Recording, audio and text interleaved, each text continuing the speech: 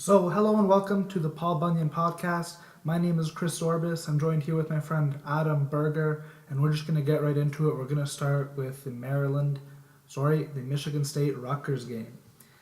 Michigan State ended up beating Rutgers by a large margin. They won 40-7 in their last game of the year, totally flipping the script on their 3-9 season of 2016, achieving 9 wins in 2017, with a chance to get a 10th win in their bowl game. Berger, your thoughts on the Rutgers game? I mean, obviously, this game was not much of a tough one for Michigan State. I mean, they won 40-7. Rutgers had one touchdown in the second quarter. Michigan State dominated that whole game. But to go back to what you were saying, Michigan State did impress me this year overall. I predicted early on that they were only going to double their win total. I only predicted 6. I did not account for the reason they're winning all these games was Brian Lewerke. We didn't get to see much of Lewerke last season, but this season he has impressed me. One of the better quarterbacks in the Big Ten, which is probably why Michigan State ended up with a 9-win and potentially even a double-digit win season this year.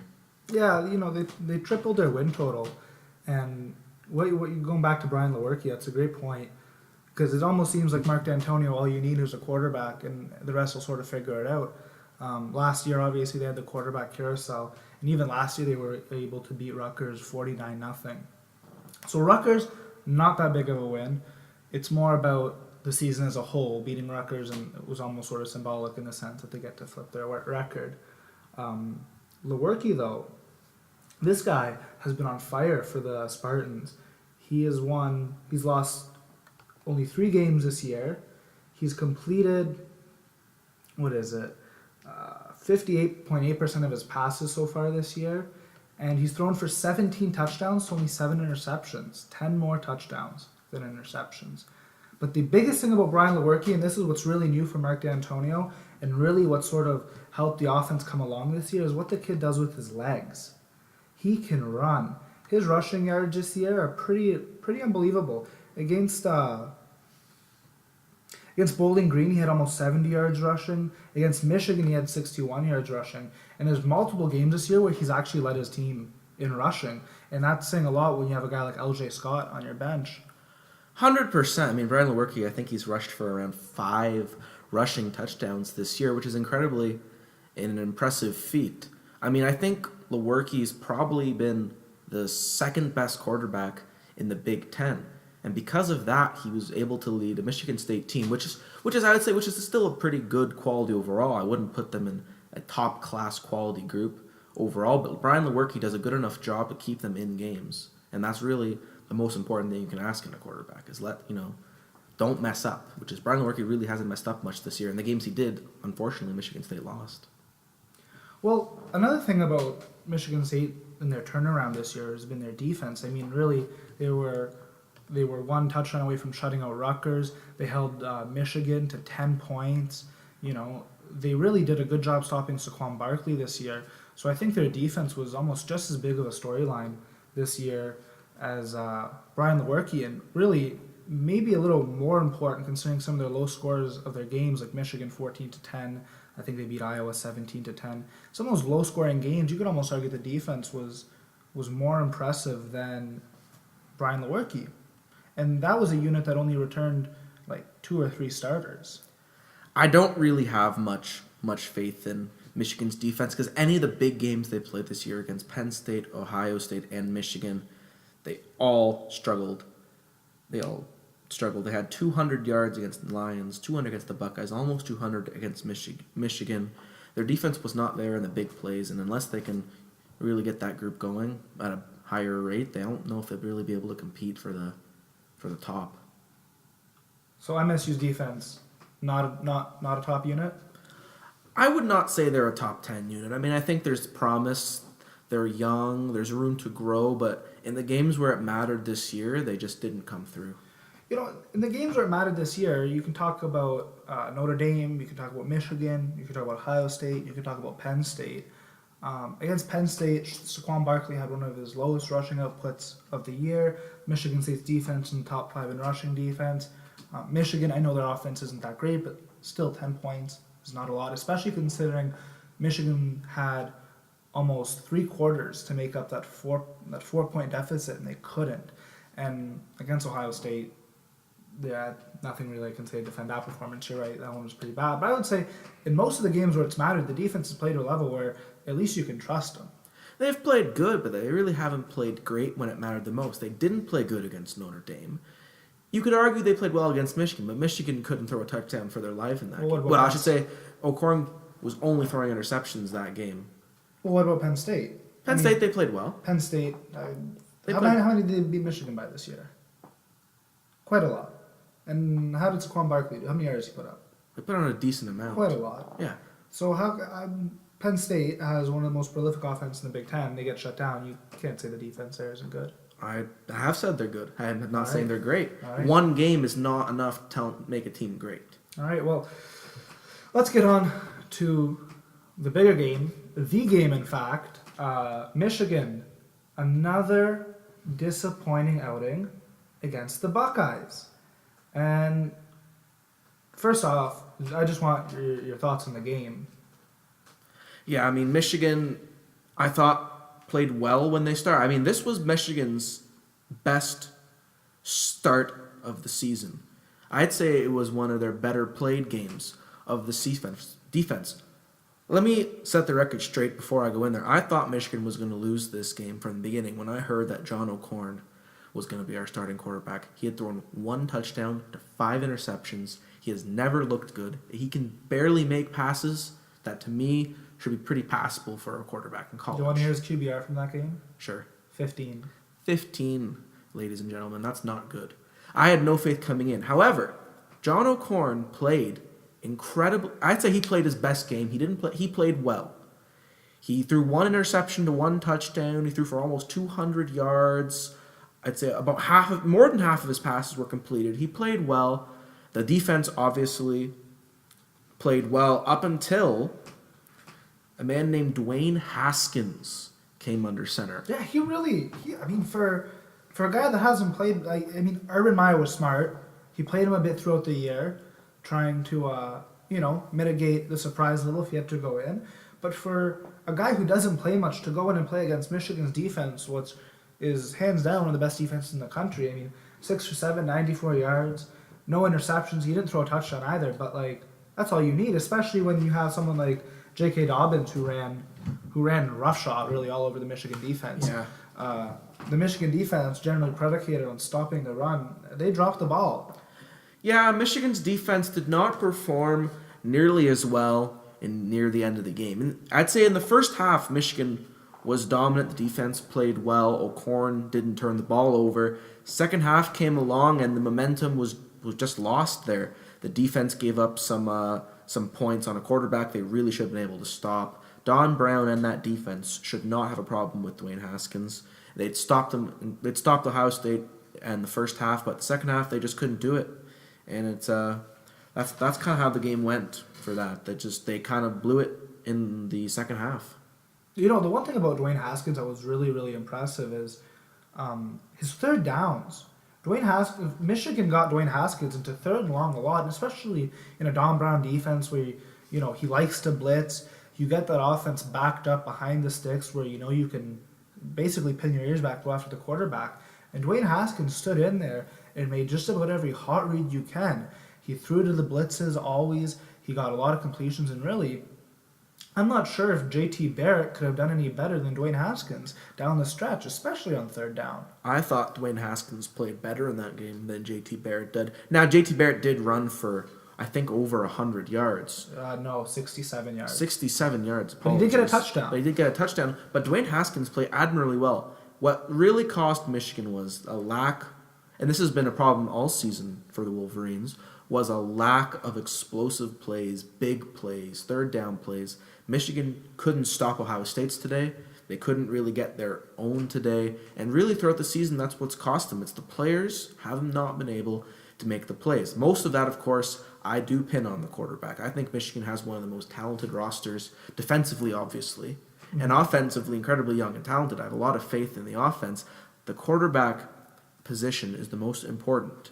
Now, of course, we just heard that Wilton Spate will be transferring. Mm-hmm. So it's John O'Korn, Brandon Peters, McCaffrey, who gets the quarterback role will be incredibly important for Michigan moving on from this year. Well, I know you're a Brandon Peters fan, and he looks better. He takes a little better care of the ball.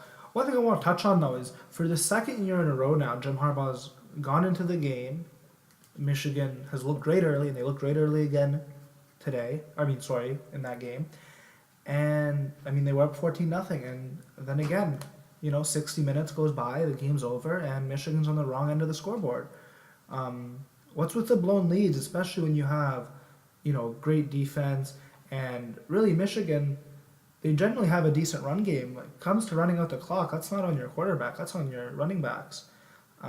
Why all the blown leads for a team that, I understand they maybe not built to come back, but man, they're not built to lose a lead. I will put almost all of that on the fact that they just do not have a capable quarterback. I look at recent years in Michigan and Ohio State. Mm-hmm. Listen to the quarterbacks Ohio State have had. Braxton Miller, J.T. Barrett, Cardell Jones, Dwayne Haskins. All of these guys, when push came to shove in those big games, came through, delivered performances that were necessary. Does Dwayne Haskins pull a Cardell Jones and win every game on his way to a national championship now? Because last time Ohio State lost J.T. Barrett in the Michigan game, they went on to win the national championship with a backup. I think there's no way J.T. Barrett is benched at all this season. Do you think there's any... Well, no, I'm saying if he's hurt, do you think Dwayne Haskins can carry them? If he's hurt, I think Dwayne Haskins can definitely beat Wisconsin. Do I think he can win the playoff? That will depend who they face. Do you think Ohio State gets in the playoff if they win with Haskins? I think they could beat Wisconsin with Haskins, but I think J.T. Barrett was ready to play. I don't think he was. It was that serious of an injury. It sounds like he's probable. But going back, as I was saying, Ohio State's had those quarterbacks who can make those big game plays. Michigan, with the exception of Jake Rudock, and even him, couldn't. He lost to Ohio State too. Hasn't had that guy yet.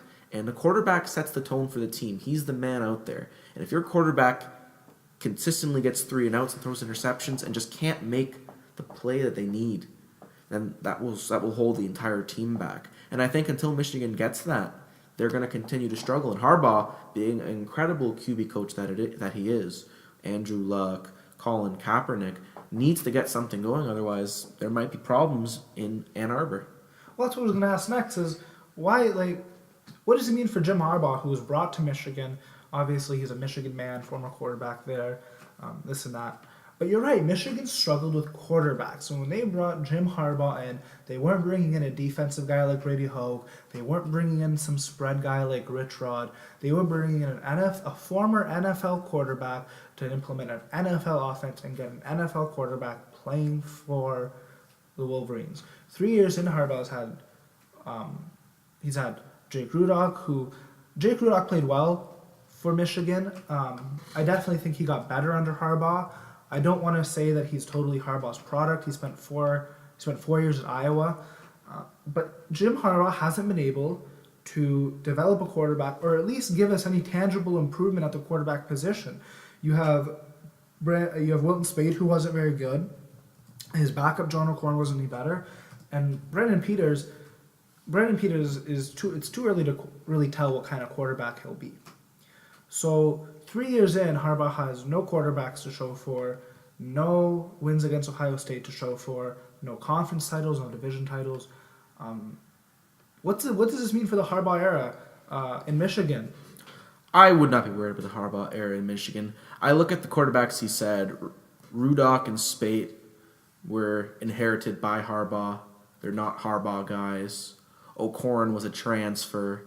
He came under Harbaugh, but I wouldn't really call him a Harbaugh guy. I think Brandon Peters is really the first quarterback we saw that is Harbaugh's quarterback. Man, the guy that Harbaugh brought to the university. And I think with the group they have now with Peters and Malzone, McCaffrey, and some other young recruits coming in, and I think Harbaugh just needs more time.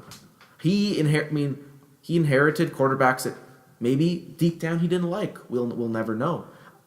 I don't think really anyone really liked Spate and O'Corn.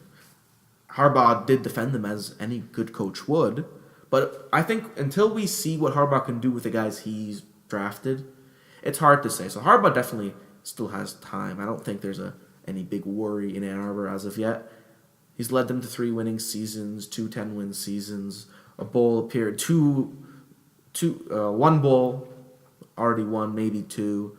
I think Harbaugh's on the right path. He just hasn't got there as fast as people expected him to due to his pedigree. Well, Harbaugh definitely had a lot of hype, more than I think any coach ever has. To be honest, it was just a little crazy. I will say this about Jim Harbaugh, though, and maybe these stats might alarm you a little more than normal, but Jim Harbaugh joins Rich Rodriguez as the only head coach of Michigan to go 0-3 in his first three meetings against Ohio State. This Ohio State loss also cemented the fact that Michigan did not win a game against a team with a winning record this year. So that being said, does that make next year's game in Columbus a must-win for Harbaugh? You say you needed time. So if you give him another year, next year comes around, he loses that game. What are you thinking? Obviously, it depends on the season as a whole, but I think Harbaugh definitely... Does it, though? Does it depend on the season? Of course it does. I think Harbaugh needs to beat Ohio State within the next two seasons. Next two, eh? I think if he cannot beat Ohio State in Columbus next year or back home in Ann Arbor the year after, then I think you really, really have to start considering, is he the right guy? But again, you can't judge a season based off one game. Now, one thing I want to ask you is, do you think Harbaugh should make any changes to the offensive staff? Maybe a different quarterback coach, maybe a different play caller, because clearly their offense hasn't been productive this year. I've had a theory that I think there's too many cooks in the kitchen. If you look at Michigan's offensive staff, you have Tim Drevno, who's the offensive coordinator. You have Pep Hamilton, who is the passing game coordinator. Mm-hmm. And you have Jim Harbaugh, who's, of course, very active on the offense. Mm-hmm. I think you have these three guys. I think there's just two. Maybe there's. I can't confirm if this is a problem or not, but I think there's too many chefs in the kitchen, and maybe that's something they could consider. Do they need three guys in there calling offensive shots, making offensive decisions? They're just trying to do too much, kind of? Potentially, yeah. I mean, I can't chirp Tim Drevno. He's been the offensive coordinator since Harbaugh came, and in his first two seasons he did a good job. And I think this year he just had really bad quarterbacks in Spate and O'Korn. What does Pep Hamilton bring? He is a passing game coordinator. The passing game was not good. He was Harbaugh's offensive guy at Stanford, too. He also came from Cleveland Browns, and the Cleveland Browns have not have anyone smart coach them in a long time. Oh, that's a good point, actually. I think that maybe Pep Hamilton... Well, in one season it's hard to say, but Pep Hamilton better need to prove his worth next year because the offense had problems this year. I believe that's mostly due to quarterback, but we'll see as time comes. Maybe next year, if Peters is the starter or someone else is the starter and the offense is still bad, maybe it's not. Maybe we're going to be proved to be wrong. But as of now, all signs sure point to it just being bad quarterbacks. Well, one good thing about both our teams is they're going bowling. Both Michigan State are going bowling, so we'll end off with this. Is there a chance Brandon Peters plays in the bowl game? If he was just in concussion protocol, right?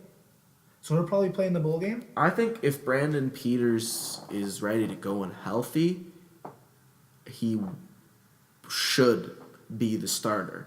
That being said, my gut tells me Jim Harbaugh will play John O'Korn. Jim Harbaugh has stood by the senior or first-string quarterback the whole year. When Spate was healthy, it was Spate's team. And as soon as Spate was gone, it was O'Korn's team. And as soon as O'Korn was gone, it was Peters' team. But O'Korn is back.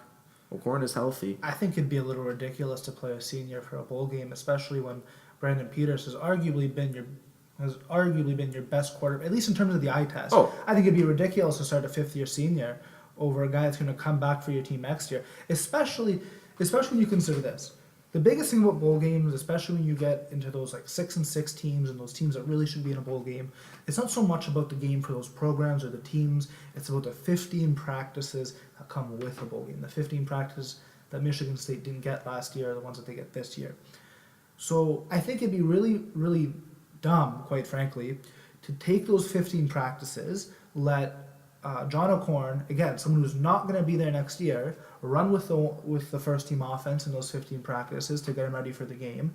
You guys might win, you guys might lose, who knows, and then that's done. You may as well take those 15 practices, give them to the guy who's going to be there next year, and let him start gelling with this offense. But that'll all be for our bowl game episode. Yes, 100%. We'll wrap it up. Thank you for listening. We'll see you guys next time at the Paul Bunyan podcast. Thank you. Good night.